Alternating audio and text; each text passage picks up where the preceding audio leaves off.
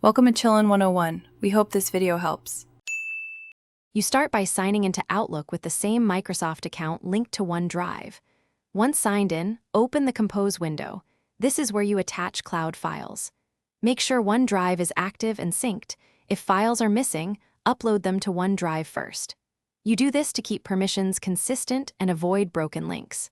Now, click the Attach button and choose OneDrive to begin selecting the file you want to share from the cloud. After choosing OneDrive in the Attach menu, pick the specific file or folder. You'll be offered link options. Pick a sharing link for cloud access or insert a copy. Link saves space and update in real time. Set permissions. Allow edit only when collaboration is needed, otherwise choose View.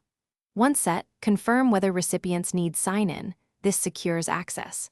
If necessary, adjust expiration or block download for extra control. Then insert the link into your message and continue composing.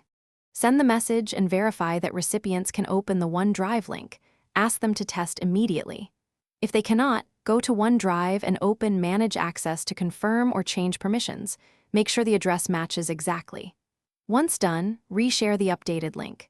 If problems persist, check that OneDrive fully synced on your device and that sharing settings aren't blocked by admin policies. As a quick fix, attach a copy of the file. Thanks for watching. Consider subscribing if we helped you.